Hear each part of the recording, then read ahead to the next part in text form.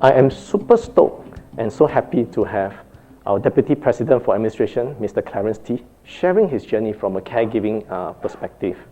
We also have a wider community of people forming up the panel.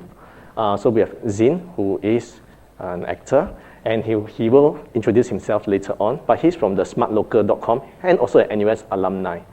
We also have Deborah, who is from the IT of Duke NUS, and she's also a fellow peer supporter. Thank you so much for being a peer supporter for Duke NUS. And this whole panel session will be led and moderated by Mr. Zheng Qin, who is the head of our counseling unit in the Yale NUS. So without further ado, I would like you to actually give them a round of applause to show them a warm round of applause. Over to you, Zheng Qin.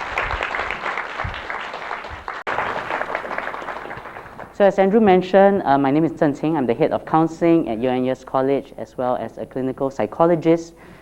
Now before we begin today's session, I do want to mention that we will be discussing sensitive issues surrounding mental health, including the issue of suicide might come up. And if you find any of these conversations that we'll be having to be triggering for you or to bring up distressing memories or uncomfortable emotions, I'd like to encourage those who are on site to feel free to go to our registration booth, where there will be a member of the health and well-being team that you can approach for assistance. You're also welcome to reach us via email or via our social media platforms. You can send a DM and then somebody can connect with you should you be experiencing any mental health symptoms as a result of hearing some of our conversations. I also do want to add that at the end of this session, there will be a Q&A taking place. So during the Q&A, there are mics at the aisles that you can go to and ask your question. Also, there will be a QR code that will be posted up there. You can post your questions by scanning the QR code, which will link you to a website where you can upload your questions. Or if you're not sure, you can also vote for the questions that you want to be answered. And our panelists and myself might chip into those answers. Now, we are going to start our panel discussion for today. We're going to start our panel discussion for today. And I'm going to do this by allowing our panelists to give a brief introduction of themselves, as well as a brief summary of their journey with mental health. Now, each of our panelists has either lived experience suffering from a mental health condition, or they've been a caregiver for somebody with a debilitating mental illness. And we're going to allow Clarence to start us off by sharing a bit about himself and his journey with mental health. Hello, everybody. My name is Clarence. I am a staff here at NUS. First, let me thank the NUS Health and Wellbeing team for inviting me to come and share a bit of my life journey related to mental health. I belong to a group of individuals who had a family member with a clinical health condition. In this case, it was my mother. She had paranoid schizophrenia. She lived for most of her adult life from her 30s to her 70s with voices in her head, often telling her that someone is out to get her or harm her. And sometimes she will have delusions that these people are her own family members, her husband, me, my brothers and sister. This caused her to act out in a number of ways, sometimes standing in front of the kitchen window or the front door of our HDB flat and yelling and cursing, hurling obscenities out into the voices in her head. So regretfully, we were the neighbors from hell that you sometimes hear about that caused quite a lot of public disturbances. I don't quite remember when the symptoms started. I think for me, I was in my mid to late teens when that happened. My brothers and sisters were in my primary school at that time.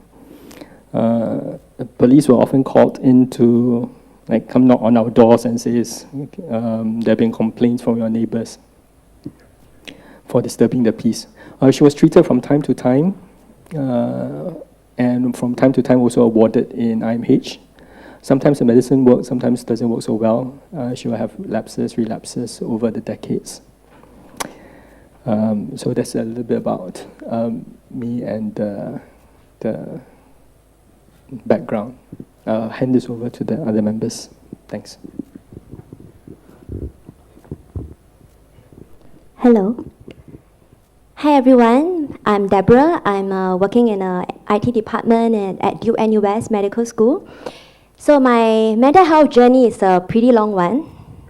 I was suffering in silence for more than 2 decades, and I was only formally diagnosed with bipolar disorder and anxiety disorder after having a postnatal depression and a burnout from work. So, and since young, I just felt that something was not right within me, because I was struggling with extreme mood swings, was like having highs and lows and fluctuating energy levels that was really hard to manage, and it was just uncontrollable. So it doesn't really seem normal, but I didn't know what was wrong with me, and I was just trying my best to cope with the different stages of life and going through it with a lot of internal struggles, even though I was like outwardly I was like smiling and looking cool. And it came to a point where the symptoms affected my functionality, and then had no choice that my loved one had to bring me to IMH to seek psychiatric treatment. So that was a turning point in my life where I started to receive treatment. That was the beginning of my recovery journey. And I realized that, actually, it was genetic, because mental illness actually runs in the paternal side of my family. And when I started active use of medication and started attending peer support group and also spirituality, I realized that my condition started to improve, and I'm right now in a good place in my recovery, and I'm very thankful for that. And I'm using my lived experiences, leveraging on that to support persons in recovery from mental health challenges. And I'm a certified peer support specialist and also a trainer of peer support specialists and an active mental health advocate as well. Thank you. Hi everyone, thank you Clarence and Deborah. My name is Zhin, and I am a host and actor with the Smart Local and MediaCorp. So I toggle between Channel 5 and also Surya, which is the Malay channel in Channel 5, in MediaCorp. That's just part of it, because I was also a student from NUS. I graduated from FASS about 5 years ago. My journey with mental health is something that I always try to not talk about, because once upon a time I was actually very embarrassed of it. To put it into perspective, I am here today to tell you that I actually attempted to end my existence once in, I think at that point in time it was 2019. No, not 2019, sorry, 2017. So, and the thing is, obviously, it did not work out, and there were a lot of things that I learned about the entire process. I think for me, I wasn't lucky in that way where I had a loved one to bring me to IMH to seek treatment like how Deborah has. Mine was something that it was, you have to go for this treatment because you did this, and it did not work out. And if you did not, and the thing is, I did not know at that point that if you attempt suicide and you fail, it is a criminal offense. So that whole administration part of it was just one bulk of the pain that I had to go through, because the other part of it was how I had to deal or face my family members, especially my parents, who were not aware of what I was going through, my friends who were not aware of what I was going through. And I went for treatment with IMH. And it was a difficult journey for me because I have trust issues. I have a very small circle of friends ever since I was young. So it was very hard for me to open up to the people who were trying to help me. And I went through this particular therapy called art therapy, because my dad was the one who recommended the treatment to my psychiatrist at that point in time, because they couldn't get through me. I just literally went in for treatment and not talk for 1 hour. I refused to talk, I just cried, and I just cried, and I just cried, because I didn't know how to, because I didn't know how to vocalize the pain. I didn't know how to vocalize my thoughts. And this was something that I brought back with me. I went for therapy for about 4 years with, of course, the antidepressants and sleeping medicine that they kind of slowly take it away from me because you don't want to get too dependent on that, right? And I went then, I think even till today, I am still recovering from it. I do have anxiety attacks from time to time, but I know how to cope with it. And I went ahead further to open up about this journey of mine to members of the public through a YouTube video, which is on the smartlocal.com. So if you were to search Smart Local, you can actually see this particular video that I did, which was encouraged by my boss. He was the one who pushed me forward and said, you know what, in this company, we love you for who you are, but I think you have the potential to help other people out there because that is what our company is about. So I did a video for that, and the responses that I got were pretty amazing because people were opening up to talk about mental health. There was more mental health awareness being talked about in the current generation, and there were people who reached out to me and wanted advice, or rather they told me, hey, I have suicidal thoughts, what should I do? And I think that is where it started for me as a person who was once in a state of pain to trying to be someone who is an advocate for mental health awareness because I lived through that pain and I know how it feels. So let me just try and help you as well. Yeah, so that is my story. All right. Well, thanks each of you for sharing a bit about your journey, and some of these things that you're sharing have been deeply personal, and I noticed that you are now sharing it across a very public platform. Maybe I want to direct a first initial question to Zhin, since we've just left off with you. Zhin, how did you go from dealing with this mental health issue as something that is very personal, that you tried to hide it from people, to then now coming out on the public platforms to talk about it, given how sensitive it is and given the potential for stigma? I think the fear in how I felt at that point in time, because I was also in Cambridge Hall. So that was my beginning point of my NUS journey. And as a student, I wanted to, make the best out of my NUS experience. I wanted to go to experience hall life. I wanted to make sure that I started off in a clean slate because, NUS is a school that a lot of people dream to go. And that was where I wanted to go as well. And there was this fear of what if this thing that I have in my mind is going to taint or affect the rest of my future? What if it's going to affect how people see me, how my friends see me? Because I think the main concern for me at that point in time is I do not want to be seen as someone who is weak. I didn't want my friends to think that, hey, this guy is hypersensitive, oversensitive, don't say anything that could trigger him. I didn't want to be seen as fragile. And that is a fear that I had, to appear weak. And the stigma that people had on people at that point in time, for me, was one of the words that were given to me is, one of the mean things that were said to me is, why are you such a softie, Mr. Softie? Everything also affected, everything also, you internalize. But these are things that I can't control. And I didn't realize that I couldn't control them because I thought I could. And it became so bad because I kept on bottling it up to a point whereby it made me feel like, you know what, there is no point in any of this. Let's just not exist. And that is where I felt that was the most dangerous part of mental health. It's when you give up on everything else, including yourself. So how I came about to having the confidence to actually go forward is, of course, with a very strong support system. And I really believed in the therapy that I went through, which was art therapy. As a person who does not know how to express his emotions well or his pain well at that point in time, I was taught that, there are other ways for me to actually express it. And for me, what worked was art, because I loved painting as a child. And my dad was trying to get me to, heal or rather recover. But thing is, I wasn't talking, right? So he was the one who called the psychiatrist and said, hey, maybe is there something that he can do with his fingers, like art? Because he likes art as a kid. Maybe that will help him. And it did.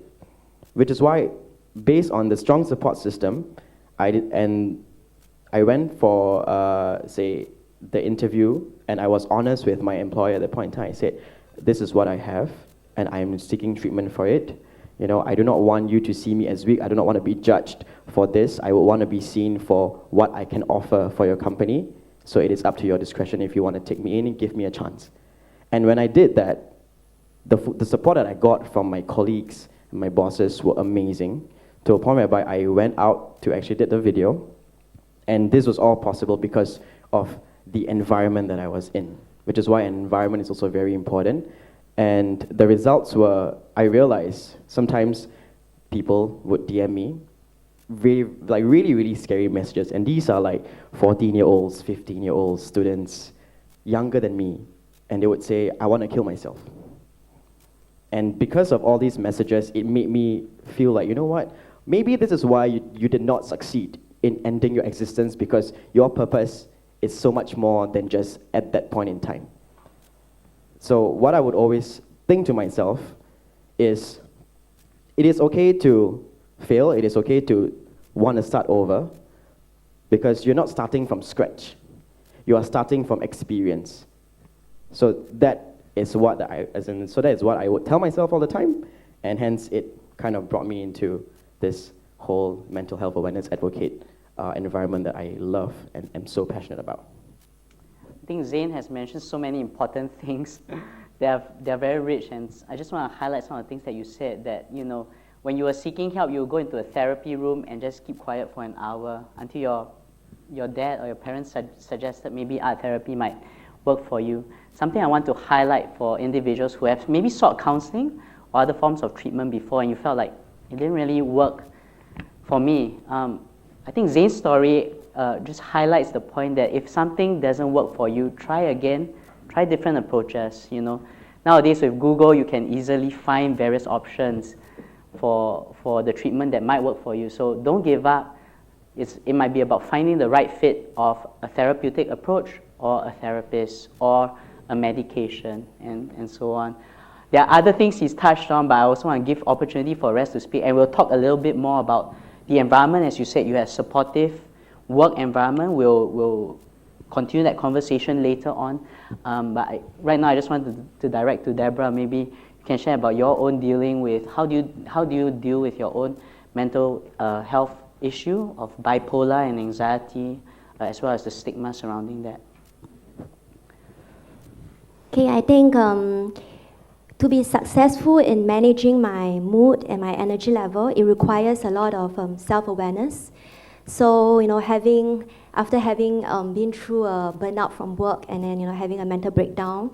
So right now I'm really very conscious about my self-care plan. Yeah, so I have a wellness recovery action plan with a daily maintenance plan that I really keep to, because I know that, you know, I cannot afford to be down. Being part of my, you know, a family where there are many close ones who are closely knitted, and I know that my happiness is tied to them. So it is really my driving force to continually sustain my wellness, so that I can use my lived experience to really support people who are struggling with mental health struggles. Yeah, so that's something I feel very deeply about, you know. So I talk a lot about my recovery journey. I feel that it is a way to reinforce my recovery, to remind myself that I have come a long way. You know, when I recall and think back about, you know, at the start of my journey, where I was, you know, just because, you know, recovery, the journey is not linear. So there are times where I was down and how my family would be affected. So that actually made me feel that I just have to be strong and be very intentional in working hard on my recovery, so that, you know, they will not be affected. You know, I don't want to be a burden to them. I don't want to be a liability. I know that, you know, even I want to really bring value to my workplace and be an asset. Yeah, and I think in NUS, it is a very inclusive culture. I can really feel it at my workplace, that it's just so heartwarming, you know, that my colleagues are all so supportive.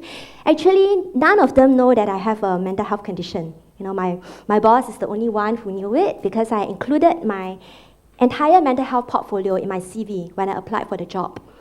And I was just wondering, you know, how would he view it? And to my surprise, he was very, you know, he told me that, you know, he admires what I'm doing, you know, my passion to advocate about mental health, and he's so open, and he doesn't, see me any different from any other coworker. In fact, he always makes me feel very valued and appreciated, and this comes to show that my mental health condition doesn't limit my potential. And my diagnosis doesn't define me, and I think that itself makes me feel very comforted that there's no stigma at the workplace. Yeah. And I think, of course, stigma and some people may feel it in the external sources, but I think the most important one actually starts from deep within. Yeah, the internal stigma is actually the one that affects a person with a mental health condition the most. So that was what I was battling with right at the beginning, which was why I was in denial when I first experienced a panic attack.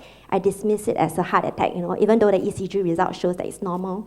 I just couldn't believe that I have a mental health condition, because I felt that, with that diagnosis, my future is just going to be bleak, and that's the end of the world. But I felt that, that was like magnified.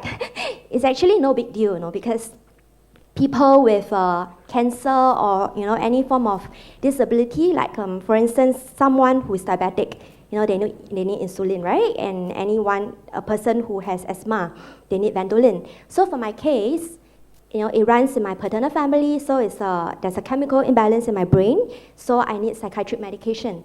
So I will just take it. I'm not ashamed to say that I'm still on a medication, a very low maintenance dose, because it keeps me well, it helps to sustain my wellness, and it allows me to thrive in life, and I'm still able to function at work and able to perform to my fullest potential. And I think I'm very grateful for even the peer staff supporter scheme that is available in NUS, and even my buddy, my peer staff supporter, she's here to support me today. Yeah, I just feel very heartened to know that even my colleagues, when they saw that, oh, Deborah, you're part of the panelists, none of them make me feel awkward. In fact, I'm fully aware and conscious that some of my ex-colleagues are in the audience as well. So it was pretty nerve-wracking last night. But I told myself that, hey, I have come to a point of acceptance, and we have to normalize this conversation to talk about a mental health condition in NUS, and even though it is like my workplace, people will know and remember it.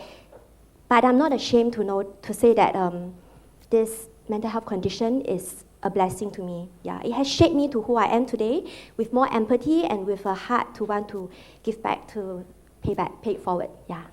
I think it's really inspiring to hear you say that the mental health condition, something that has been really painful for you, was also something that was able to be used to shape you as a person, to also help those who are in need. And I heard some commonalities in a number of things that you said. First of all, both of you shared that you had supportive bosses. Both of you also shared that you have continued to actually experience some mental health symptoms from time to time, or still require medication or treatment. So thank you for the courage to share that with people, and in front of colleagues, current or ex-colleagues, or with the world. Now, Clarence, you're coming from a different perspective as a caregiver, or seeing your mom, go through this for decades, right? With paranoid schizophrenia, which is a really severe, debilitating condition. While, Zhin and Deborah have talked about, stigma coming from either the self, their own fears, or comments that have been made by peers and so on. You face a lot of that from neighbors. So I'm kind of curious about, your own journey or your family's journey in terms of how you all manage that sort of stigma when it's so close, it's next door to you. Well, we didn't quite manage it very well, we think. Actually, this word caregiver didn't quite exist in common vernacular until quite recently, I think. My mother's condition started almost 30 plus years ago. So at that time, this word wasn't really in vogue. And we don't really identify ourselves as a caregiver per se. We're just family members of a parent, in this case, who is ill. At that time, I think, as I was growing up, people don't talk about these things. It's not discussed at work. Even among friends, you don't talk about it very much. The ecosystem of care is a lot more limited than today. I think we have progressed a long way as a society, that you now have a lot larger understanding. Last time, anybody who had mental health conditions, you just say the person is Seah. Is a mad person. There's no distinction of depression, dementia, paranoid schizophrenia. There's less informed information out there. And of course, at that time, no internet and so on, so it's not something that people quite understand. Even the family members themselves are a bit clueless of what's happening, despite what the doctor's trying to tell you, and then you're like not quite trained. We don't have caregiver training. No, it's not that we figured out how to there's courses to attend or they teach this in school. For us, or for me, my father was tried to shelter the kids from most of the excesses. And we were quite thankful for that. As we grew up into adulthood, we kind of shared the load, or whether it's financially or time to bring parents to see doctors, or make sure parents keep to medication, which is usually quite hard. You don't know like the number of pills that they have to take and make sure that they take them. And then when there are lapses and relapses, it's quite hard for us. If you have an ecosystem, I was lucky in a sense I have siblings, so actually have more kids if you can. They can support each other. Old age when things you don't do so well. There's also a lack of understanding that everybody gets mental health conditions along the way sometime. And so the ecosystem of care is important. We were able to kind of share the load a bit. The neighbors got, we had a neighbor moved in who was a little bit more empathetic than previous neighbors. So we were the neighbors from hell, so a lot of neighbors came, couldn't stand us, moved away, and kind of, we had rotating neighbors. Then we had finally a neighbor who was a little bit more understanding of mental health conditions. So we, not say we were the best of friends, but we got by. But this ecosystem of care is important. And now you can extend, I think in this day and age, an ecosystem of care beyond just your immediate family members, but even into the workplace. So I think now people are more willing to talk about it. And even among your friends, now we try to do peer support training, right? And then we're trying to do it at staff level as well, so people can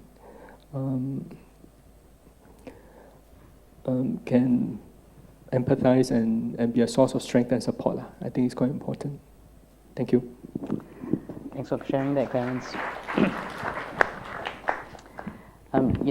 Just now you were talking about an ecosystem of care, and for you at the time, as you said, mental illness was not something that was commonly talked about. We're talking about 30 years ago or beyond, and I'm kind of curious about two things. Number one, what sort of resources do you wish were available to you then, or support that you wish you could have gotten? And secondly, how have you seen the understanding or awareness of mental health and stigma shift from back then to now? I'll take the second question first. In a way, it was easier back then than now. And the reason I say that is because now we've got social media. A lot of things get amplified. In the past, it's a local issue means it's a local issue. It's an issue between neighbors. It will not suddenly show up on social media and suddenly the whole wide world knows about it, and then you get all sorts of comments coming through. So I think the environment that we have today is a lot more complex than and more complex for caregivers and for people with mental health conditions. So we need to be more cognizant of that and to make sure that we kind of support each other along the way. Try to be a force for positivity, not be a cynic, and really try to be part of the ecosystem of care. for each other lah. I think it bodes well for us as a society if we can do that, as opposed to everybody just serving their own self-interest and being very self-centered about it. So as we progress to be a more gracious and civil society, I think this is an important way to pay attention to. If you ask me what I wish I had earlier on,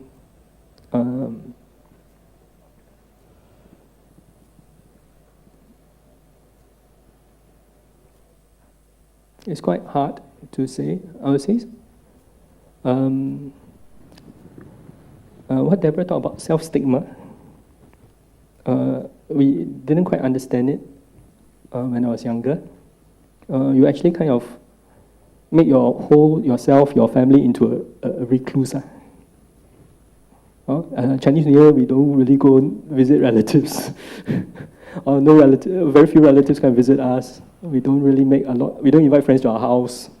We kind of, you grow a bit more reclusive than normal.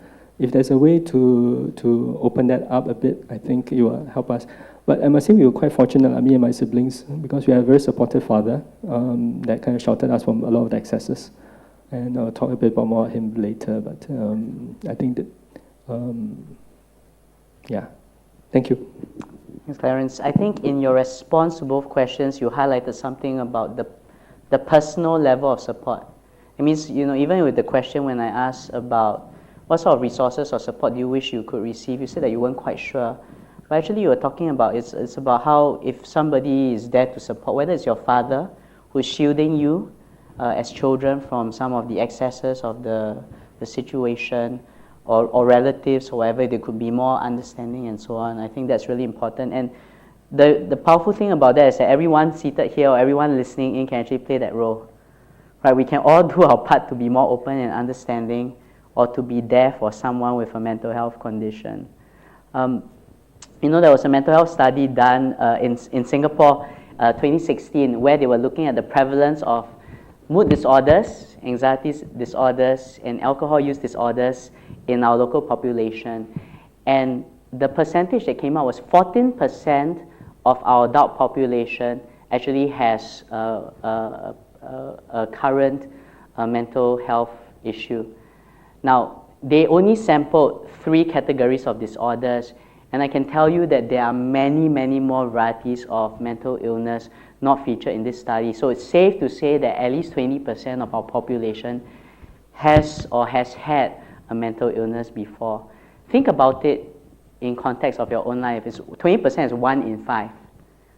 So if you have a family of 5 people, it means that there's a likelihood that one of you has had or will have a mental illness. Now, not to scare anyone, but it means that I can tell you with 100% certainty that you know somebody in your life who has a mental illness, whether you realize it or not. Could be a family member, could be a colleague, could be a friend, could be somebody that you know that you watch on TV or social media or on your phones, a celebrity, for example, such as our actor and host Zhin, who's on our panel. So think about what is the personal contribution that you can have to somebody's life, just as each one of them have experienced as well. Now, we've been talking about the issue of stigma and coping with mental illness. I'm kind of curious for any of the panelists, what was your own kind of journey with seeking help and finding acceptance in these situations? I know, Zane, you've shared a bit about you were forced to seek help already, but yeah, I'd just like to open that topic to each of you to add on to what you've already shared.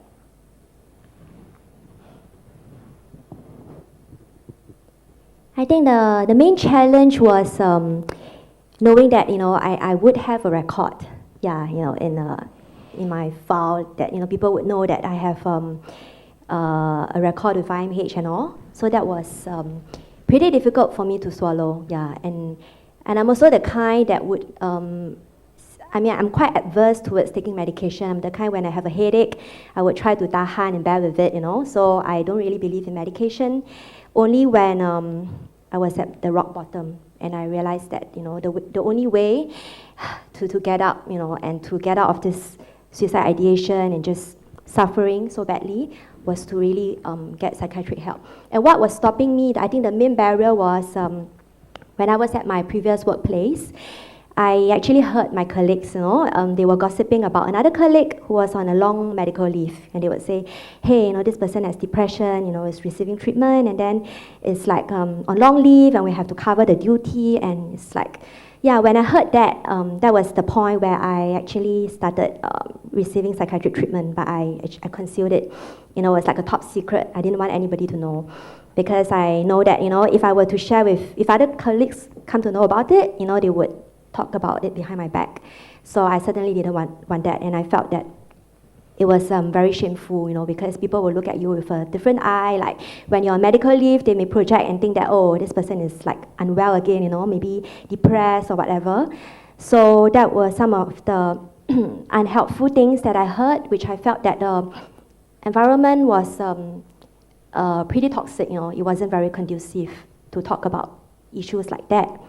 And when I think about it, I was also feeling bad that I didn't stand up for the colleague. I was like just quietly listening. And now looking back, I think, if I could replay, I would want to speak up for the colleague and say, hey, it's not like his or her choice, right, that wants to go through it. I mean, everybody has got a bad days, and it's not like the mental health condition would choose who to strike. Like, nobody wants to be unwell. Everybody wants to be productive at work. Everybody wants to be, a team player, contributing. So what I feel is how I wish that, everyone at the workplace, all of us can just be less calculative about, petty issues and, extend more grace towards our colleague, because everybody has got a story behind. You don't know what they're going through in their family, in their personal life. So as much as we can, so long as it's within our capacity. Of course, not to the extent where your own mental health is at stake, where you are strained. Try to help one another, make it, be kind to one another. You never know when you will need someone else's favor, right?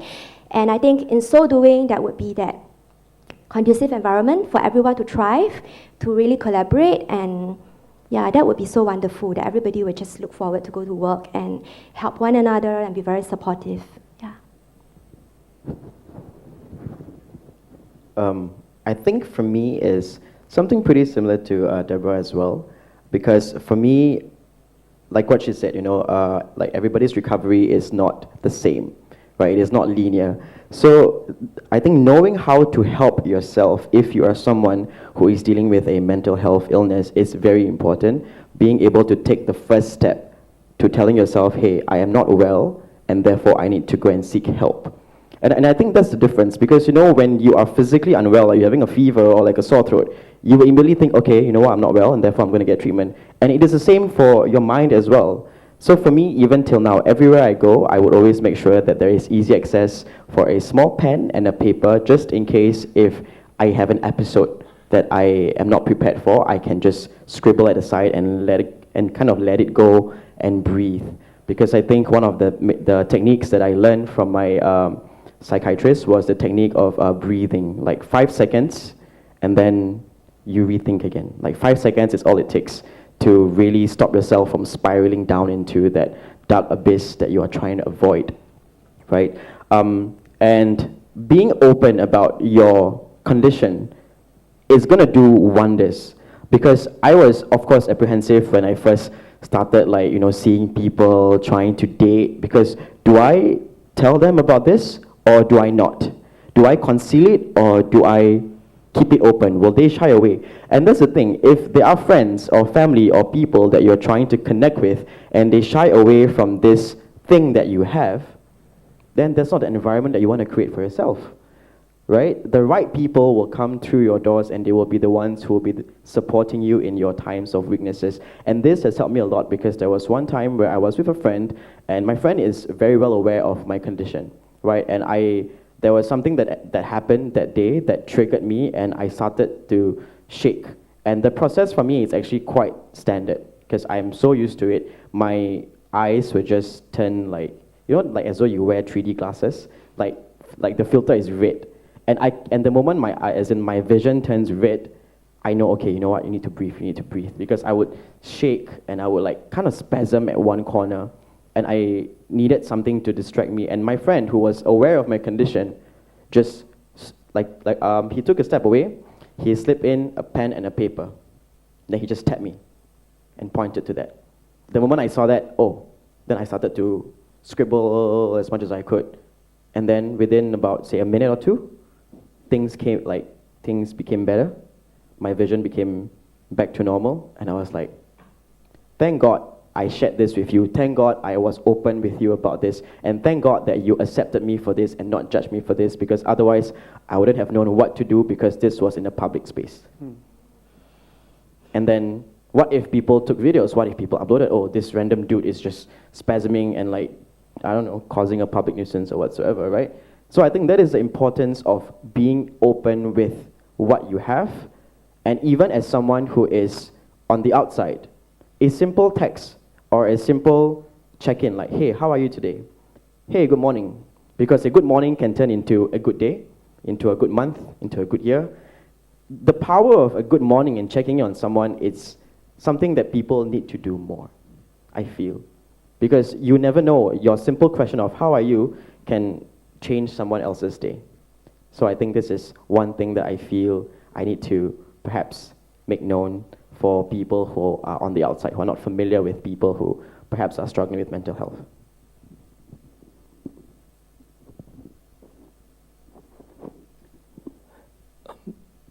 Let me pick up a point that Deborah made about everybody's journeys is different. So I said earlier that we don't normally, as we're growing up and into adulthood, we don't normally talk about these things at work. So from time to time, you do find friends at work, and you do kind of open up to one or two. Not a lot. This is the first time I'm doing this in an open setting like this.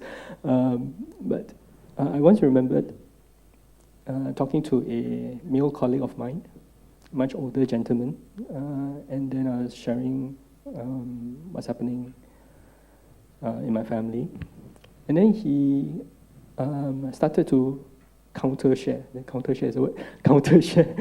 Share that his parents had dementia. And I suddenly felt less lonely. Or like not so alone in this journey. That is Chinese called 家家有本难念的经. How to translate that? Every family has its own story. Probably would be the best translation. And actually we meet each other at work, and actually we only know maybe 10% of the other person. We know each other at a very maybe superficial level most of the time. And you don't know that there is this whole entire richness or entire tapestry of his or her life that is behind that we never really encounter. We only see one dimension or one aspect of his or person's life. So it's important to know, and it's very comforting to find a kindred spirit.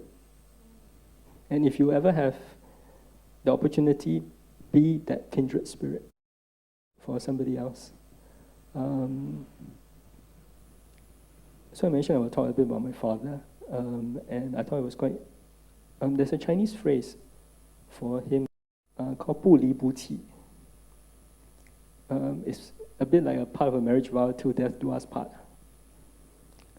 So actually, in hindsight, it was amazing that he never left my mother. This is like 3 decades of. If you talk about caregiver, he's a caregiver. The kids were like just collateral in the process. This caregiver role was really amazing because who can sustain this for decades? And it was an everyday superhero, or everyday heroes.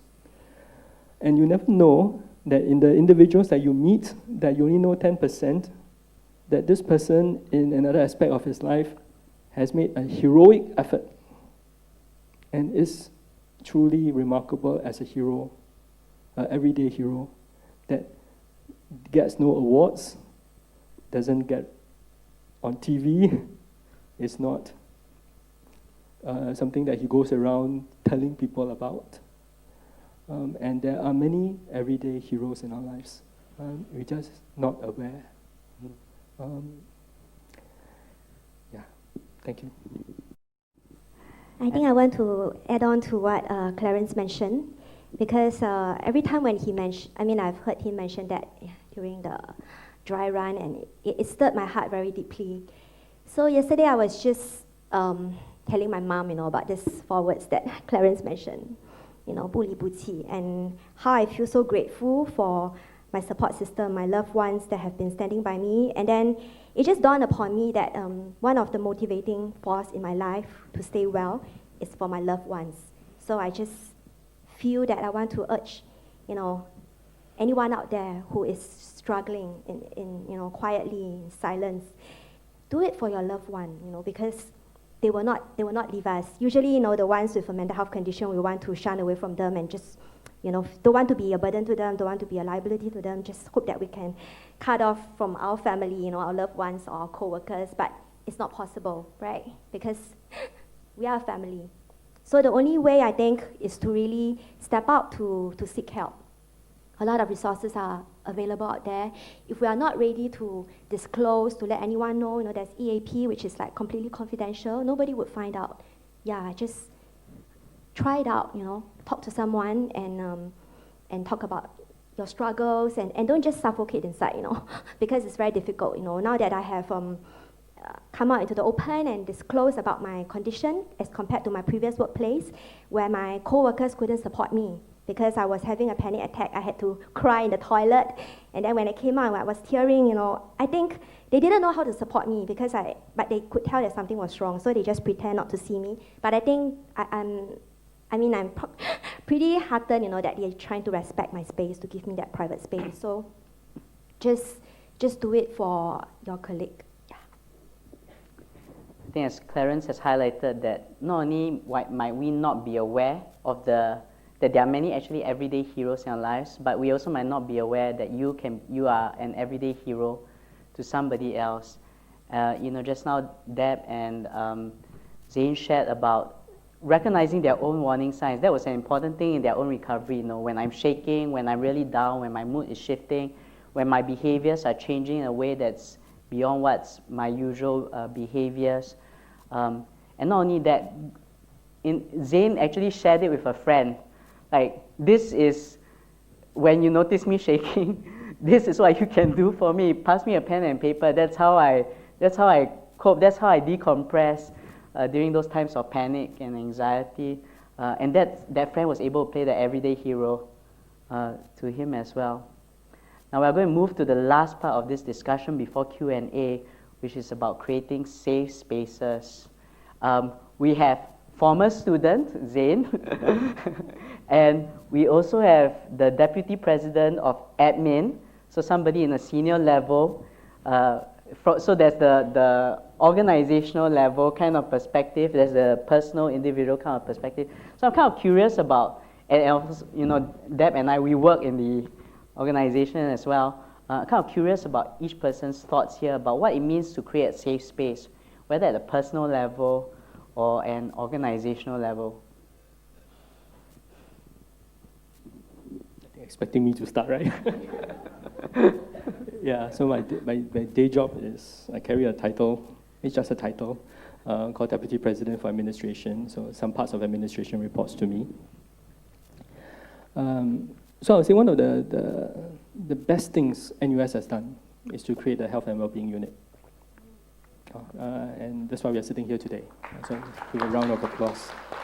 Thank you. It is an investment. By the end of this year, I think they will have 60 people, roughly 60 people. I've never seen such a fast ramp up and fast commitment of resources and people to help foster the well-being of our organization. It's very good because I think this is a good outcome from the pandemic. We have never had more conversations about mental wellness in the last 2 years than we had in the last 20 years.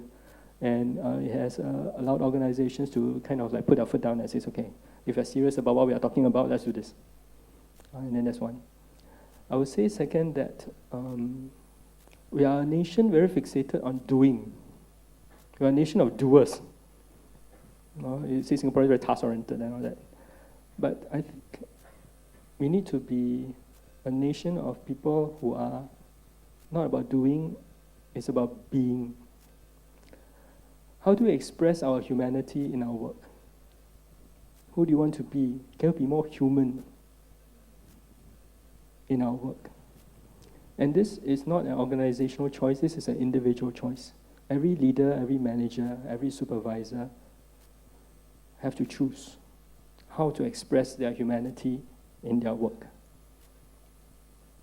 Different people will do it different ways. We encourage this diversity. I tend to, I'm actually a very deep introvert.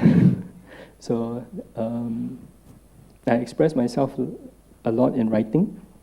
So I write a blog. I'll share one particular one that I wrote last month, in the month of May, and I'll beg your indulgence to let me read it for about 2 minutes. So this is a part of a weekly blog that goes out that I curate for my team. So this went out in May.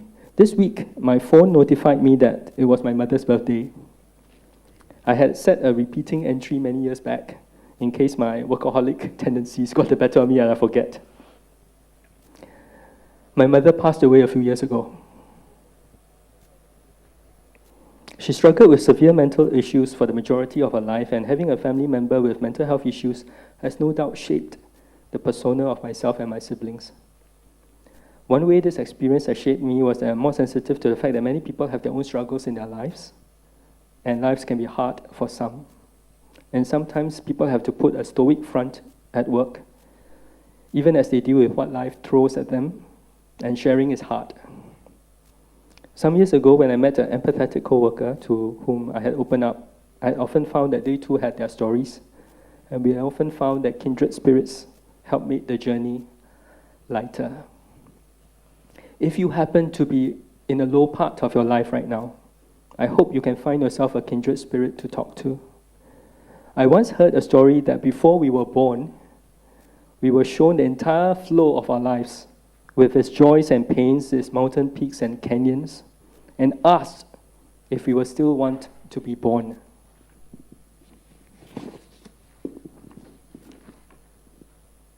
With the caveat that we will not remember anything that we have just been shown. And here we are. It is just a story, most likely not true. But I somehow found it quite comforting.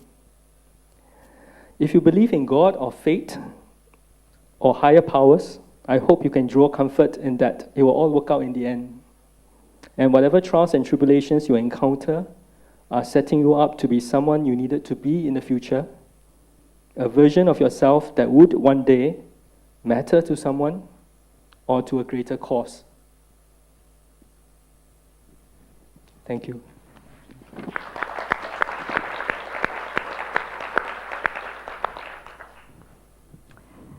To the rest of our panelists, the same question about, what it means to create safe spaces, or also you can share with us any kind of like last words of wisdom or advice before we jump into the Q&A.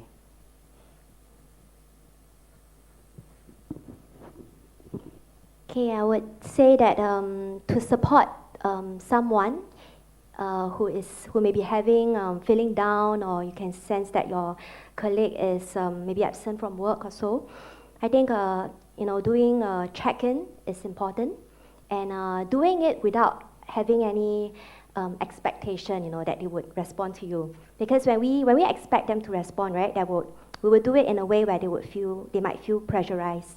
So I think just do it sincerely from your heart, and show some concern and ask them how you're doing, and affirm them and let them know that they are part of the team, and try to give them that sense of belonging.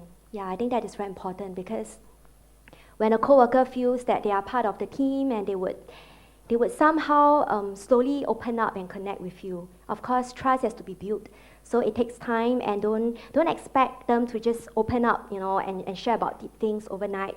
So just check in from time to time, and I believe that someday when they feel comfortable enough, they would share, and they would even open up to talk about some of the struggles that they may have, and just let them do it at a time that they feel comfortable and at a convenience. Yeah. So that's something I think would be pretty helpful. And one guiding principle is to treat others how we ourselves would want to be treated. Yeah. Maybe Deb, I can ask you, what are some things that you might consider unhelpful coming from a person who is trying to be helpful, but maybe they might say something that's not helpful or not sensitive? And also, what are some things that people could say when they're doing a check-in that could be more helpful?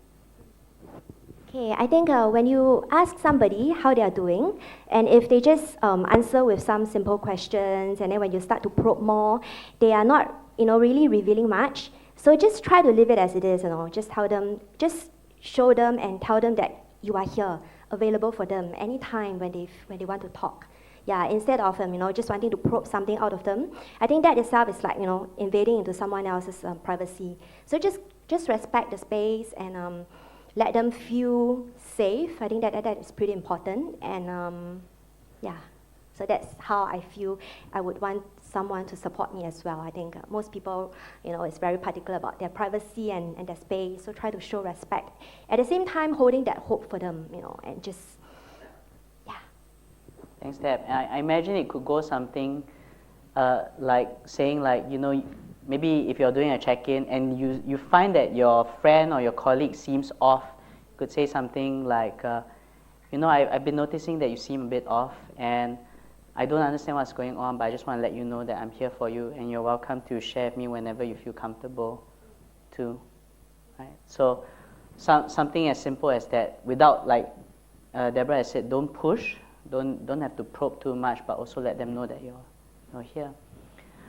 Zhin, any thoughts or words of advice also? I think to your question on safe space, I think it is not exactly a physical space, because for me, anywhere is a safe space as long as I have a pen and a paper, which probably explains why I receive notepad and marker every single birthday. But these are ways where your friends and the families, they're trying to help you. They don't know how to help you, but they provide you with the materials you need to help yourself. And these are things that I would recognize to myself, oh, you know what, they are not exactly, because my parents are very traditional parents, very conservative, they don't really understand, right? So these are ways whereby I give them credit for, okay, you know what, this is good enough. You're supportive in your own way, and I think for someone who is suffering from mental health, I think being able to recognize the efforts that people are making, regardless of whether they literally tell you, hey, I'm always here for you, or they just show it in a form of gifts, or they're just constantly there, that is something that you ought to recognize as well. But I think the most important thing for me, be it from a perspective of knowing someone with mental health issues, and also from someone who perhaps has or have had mental health issues or is still suffering from it, the most important thing that I would want to leave you guys with is to have courage.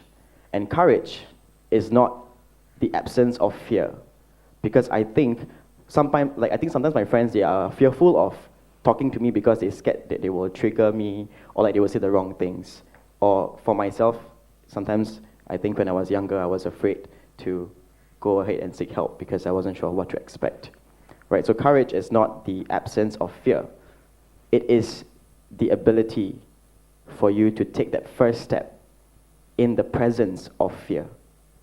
And this was something that was taught to me by a friend of mine who is very, very supportive as a friend who, he reads about how to overcome your emotions, and he shares this knowledge with me, which is why I wanted to pay it forward and share it with you guys as well for today.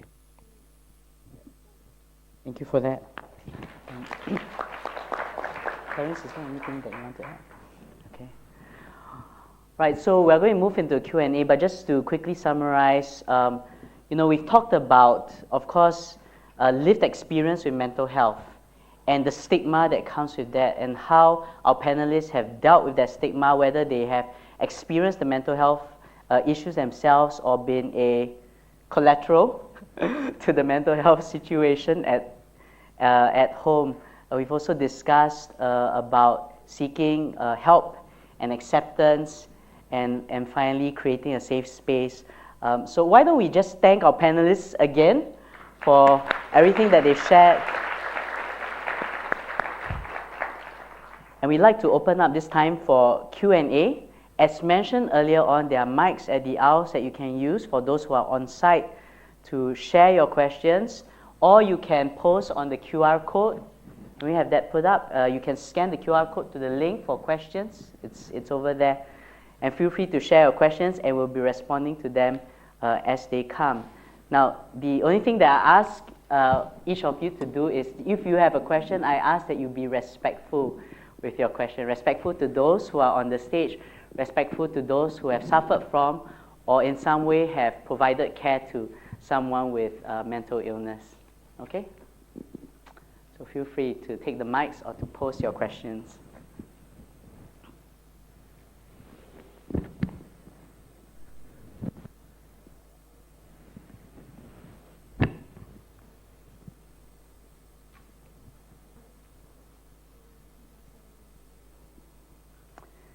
I see plenty of questions that have already come in, so I'm going to start to read out these questions. Give me a moment. Okay, now I'm going to read the question which has the highest votes at the moment, and I feel free, any of our panelists, to respond. The question is, what if a colleague with a mental health condition is not contributing as much? Even after you have been very patient with them, how do you have a conversation with them about it then?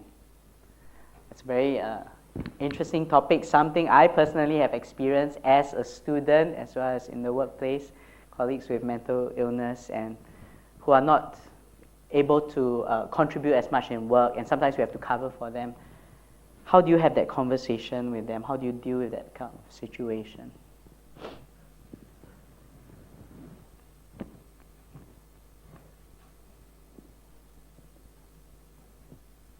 Perhaps I can just do a quick one, because this was something that I also talked about with my head of department, or rather the person who manages me as a talent, right? So I think for that particular question, let's say if your colleague itself is not exactly putting in, or rather is missing out on work because of such, like his own mental health, perhaps what would be great would be to have maybe coffee with him or her and just ask, like be honest with it, like, hey, this is, like, I know for a fact that you are suffering from mental health, right? But at the same time, we also want to highlight about the things that perhaps are lacking in terms of your work. And these two, although like they ought to be kept separate, but they coexist. And as much as I want to try to be understanding about it, make known to them about the issue at work, but also at the end of it, extend, how can I help you get better so that you can go back to how you were at work? Really ask them, how can you as a person make them heal faster, better, recover? Is there anything that you can do to help?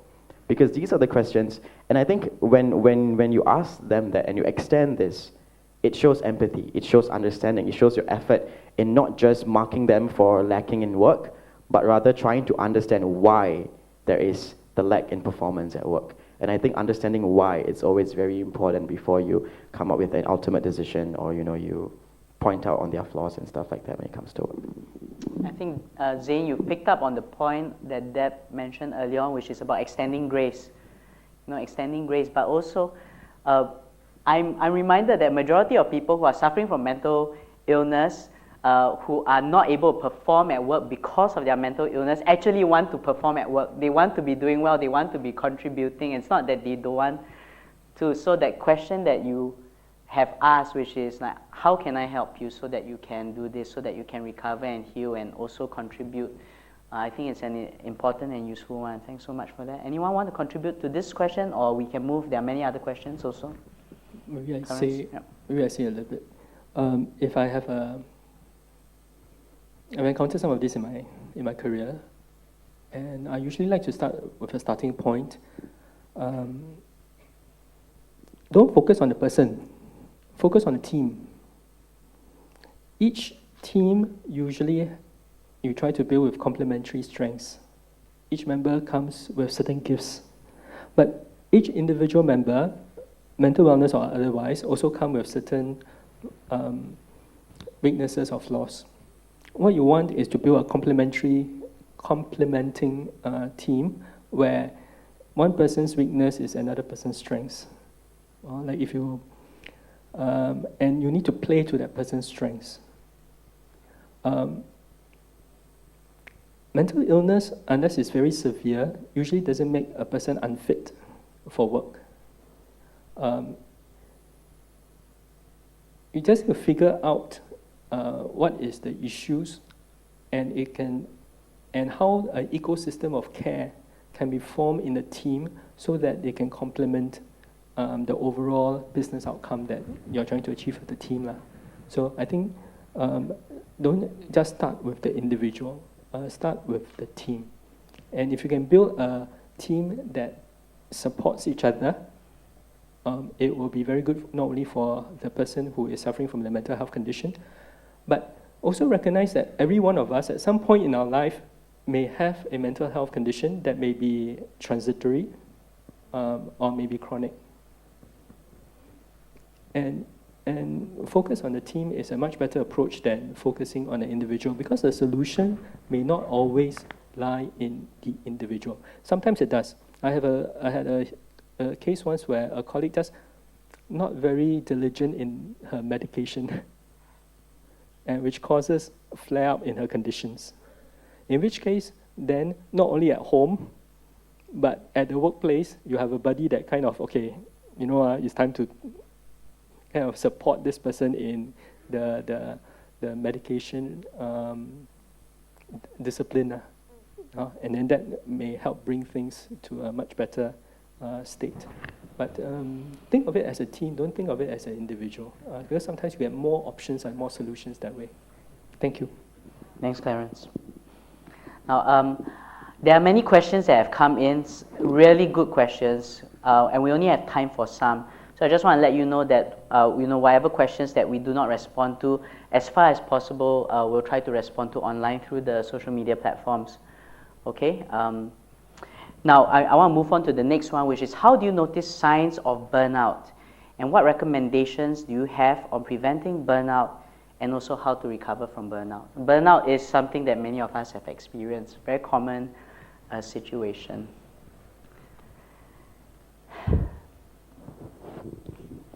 I think usually it will present itself with the person, may start to have like panic attacks, or start to show even in physical symptoms like headache or other kind of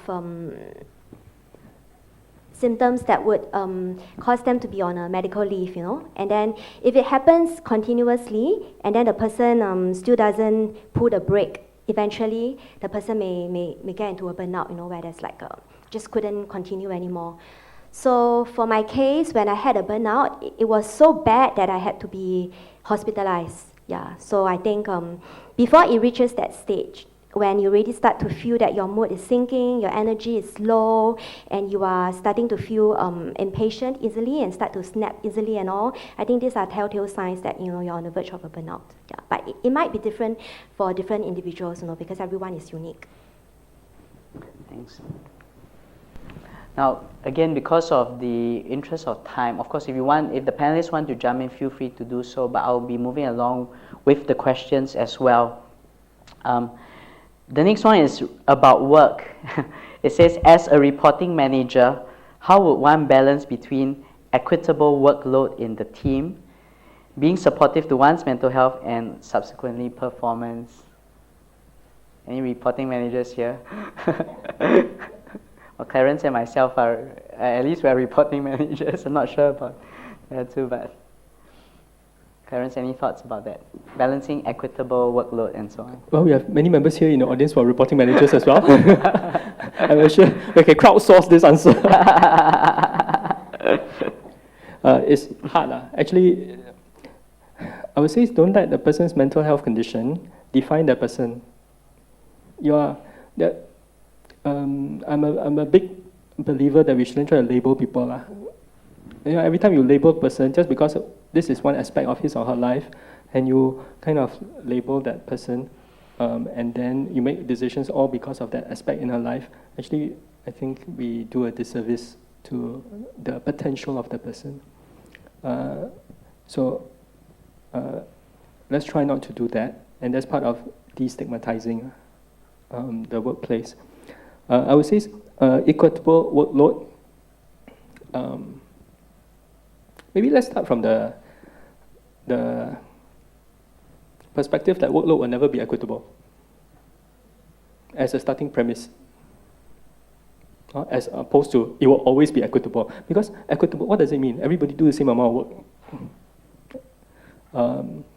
What you want to do as a team is potentially try to figure out if a person in our team is good at certain things, then do more of that thing.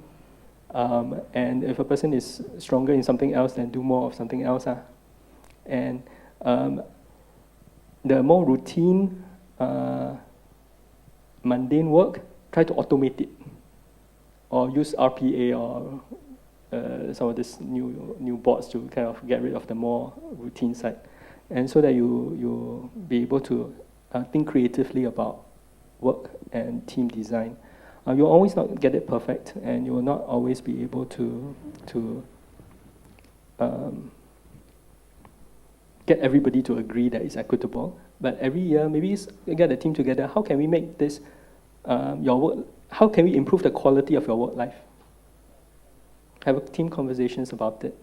How do we get rid of work that doesn't need to be done? How do we automate some of the more mundane type of work so we free up for more creative work? How can we cover for each other? Because it's not just mental wellness. This year, let's say one of your staff is getting married, so wow, a lot of things happening. Or somebody PSLE year, right? And then colleague want to take no pay leave for a whole year. So you're going to figure out workload distribution in a very complex, dynamic fashion. But I think the starting principle is how do we improve the quality of everybody's work life year on year? And maybe not be too fixated on same amount of work, but give some thought to how do I give work that this person enjoy and this person flourishes different aspects of work. And if you build a diverse enough team that people enjoy different parts of work, you can then distribute to, as opposed to an equal misery problem. Because start with, let's try to figure out what people enjoy. Like Andrew enjoy building mental wellness in organizations, so let's give him more of that. Yesterday he told me good work attract more work, so. So let's maybe use that as a starting point. Maybe it will get you to a better outcome than a pure equitable work distribution. So sometimes you get intractable problems like equitable work distribution. It's a very intractable, wicked problem. Reframe the question. See whether that works or not. Yeah. Thank you, Clarence. Now, shifting gears a bit to hear more from the student perspective, we have a question come in that says, "Good afternoon. I'm a student suffering from underlying depression and serious anxiety. How long do you take to battle this mental condition? Any tips to battle these problems?" From a student perspective, thank you for that question and being honest with the question. To be honest, how long does it take to actually fully recover? I have no answer to that, because as of today, I am still on that journey towards recovery. The symptoms get lesser, like the environment that I create in gets better, but right now I think the only difference is that as you recover, as you go through treatment, right? That is the importance of taking that first step to get yourself diagnosed. What is it exactly that you have? Because when there is a diagnosis, there is a solution, because then they will be able to carve out what journey of recovery that is most suitable for you. And once that happens, then that is also up to you to regain back that control of your life. Because control is actually very important. Because I think when the most fearful part when you're having depression or say, as for this case, anxiety, is the fear that you will lose control. And when you lose control of your thoughts and you lose control of everything else, right, that is the most scary part. So I would think that, first of all, find the courage to seek help.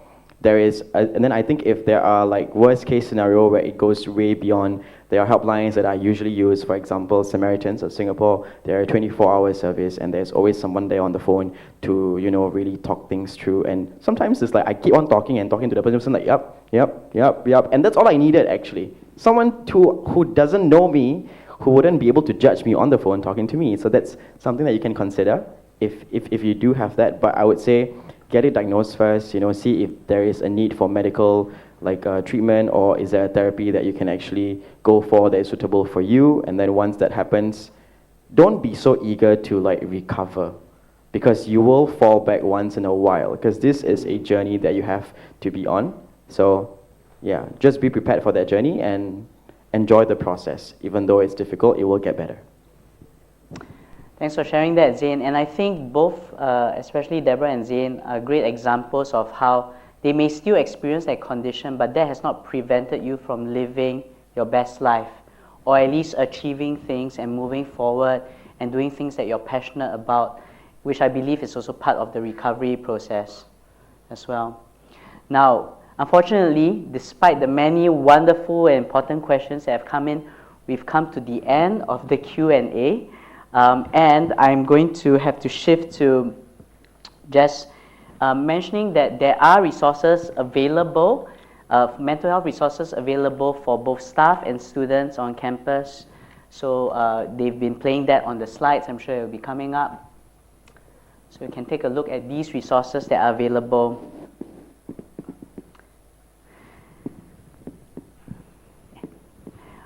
Now, also, we did have a social media campaign where people were able to submit some posts online, and there are prize winners for this. Now, for those of you who have won prizes, your names or your identities are highlighted over there. So if you find that your name is on the screen, then feel free. If you're watching online, you can DM the Health and Wellbeing team on Facebook or Instagram. For winners who are on site right here today, you're welcome to go to the registration desk, and then you'll receive your prizes. I believe it'll be a week from now, but just to let us know that you're here and that you're the person who's featured on the screen. And finally, we would like to ask you for feedback on this event. Your feedback is important so that in future events, we can organize it in a way that you feel you can find it more engaging, or that meets your needs better, or that answers your questions better. So feel free to scan that QR code. We really appreciate if you can take the next few moments to send your feedback. And as you're doing that, or before you leave, perhaps on behalf of the Health and Wellbeing team, we can give a round of applause to our panelists and all those who have attended the event physically or virtually again. Thank you for being here today.